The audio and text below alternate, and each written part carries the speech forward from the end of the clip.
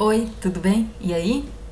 Então, hoje a gente vai começar com a parte de bioestatística. Meus dados, minhas medidas. Bioestatística muitas vezes assusta a gente, né? A gente faz toda a parte de coleta de dados, faz todo o experimento e tal.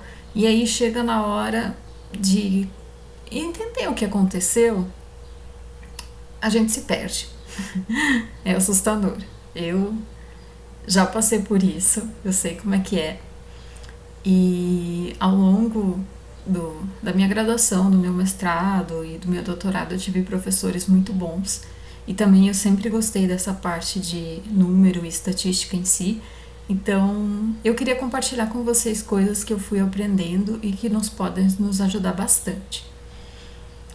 Antes de tudo, antes de entrar, porque muitas vezes a gente já quer começar fazendo uma nova, já quer fazendo um pós-teste, já quer o resultado final, mas nós temos que entender aos poucos, ok? Então, a primeira parte é mexer com os nossos dados brutos e ver como é que estão essas medidas. No caso, medidas de resumo. Não se prendam muito aos nomes de estatística em si, é bom saber os nomes, claro, mas aqui eu vou tentar ser um pouco mais direta para entender e aplicar o que é importante. Então, antes de querer fazer uma nova, antes de querer fazer um pós-teste, de ter as letrinhas em cima, Azinho e Bzinho, para ver a diferença entre amostras, a gente tem que entender as medidas. Essas medidas seriam o quê? A tendência central, a variabilidade e a distribuição. Nossa, mas eu não ouço esses nomes. Tendência central é média, mediana, moda. Então, média a gente ouve muito falar. A variabilidade, separatrizes, amplitude, desvio padrão, coeficiente de variação, o CV, que é o que nos assusta. Quanto tem que ser a porcentagem do meu CV nessa análise? E a distribuição, a simetria, a kurtose e os outliers. Então, vamos lá. Eu queria mostrar para vocês, antes de tudo, exemplos. Então, para nós chegarmos a essa tabela, nós precisamos o quê? Média e desvio. Jara, tem o Azinho, tem o Bzinho aqui, já tem as comparações. Sim, já tem as comparações, mas nada acontece se nós não conhecermos a média e o desvio. Principalmente porque, se a gente não conhecer essas medidas de resumo, nós não vamos saber qual vai ser o próximo passo. Qual é o teste estatístico que vai se aplicar? Qual o teste? A gente vai usar a gente vai ter que usar um teste não paramétrico? O que eu vou fazer? Então, primeiro conhecer as medidas de resumo. Então, aqui, por exemplo, ele está fazendo a média mais menos o desvio padrão. E aí já entra naquela ideia de a gente sempre bota mais menos, mas às vezes a gente não sabe por que bota mais menos. Então a gente vai entender ao longo desses vídeos o porquê esse mais menos. E outra coisa, tem também o N de 3. Um N de 3 seria o tamanho, né? Foi feito 3 leituras, não é o mais aconselhável. Mas a gente faz muito isso, principalmente em testes, por exemplo, de percentual de pH, acidez, essas caracterizações de amostras geral. Então, por que N de 3? Por que N de 5? Um N de 10, um N de 12. Então, a gente vai entender melhor isso. Então, aqui, né, a gente vê, tem a média e o desvio padrão. Então, a gente precisa entender como fazê-los. Outra coisa, algumas vezes nós encaramos esse tipo de figuras, né? Esse tipo de imagens. E é um box plot. E aí o mundo treme, né? Como entender um box plot? O que é um box plot? Por que eles usaram um box plot? Aqui, só de olhar, eu sei que eles não vão me mostrar média e desvio padrão.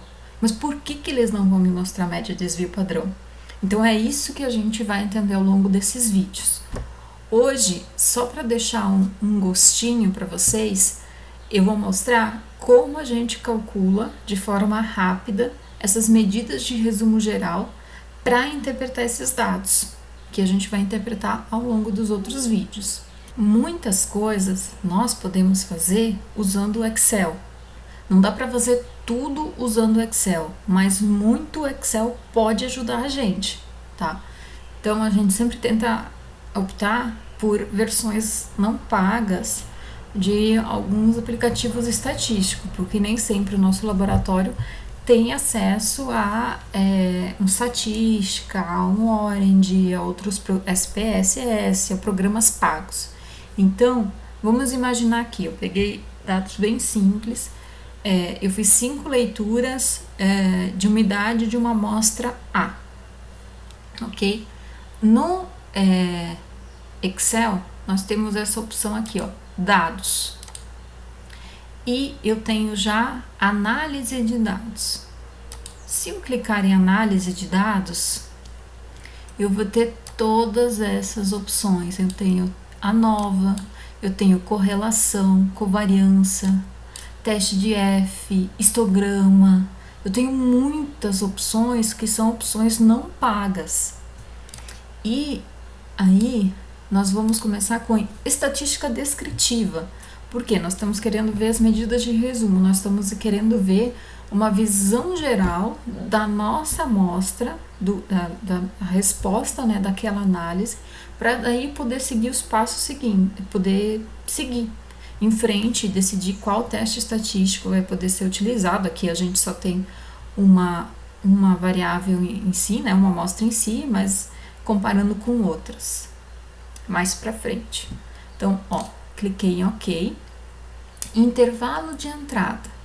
Eu clico nesse botão aqui e seleciono o meu intervalo de entrada na minha amostra. Então, umidade e os valores que eu tive. Clico aqui novamente, agrupado por colunas, né? Porque aqui, ó, apresenta em colunas. Poderia ser linhas, poderia ser aqui, ó, 21, 22, 22, 22.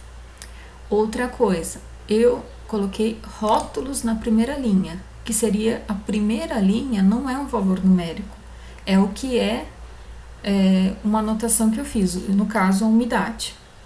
Opções de saída, eu posso colocar uma nova planilha, então vai abrir uma nova planilha aqui do lado, eu posso abrir numa nova pasta e eu posso colocar no intervalo de saída. No intervalo de saída, eu vou selecionar onde eu quero que esses resultados saiam. Então, os resultados vão sair aqui ao lado.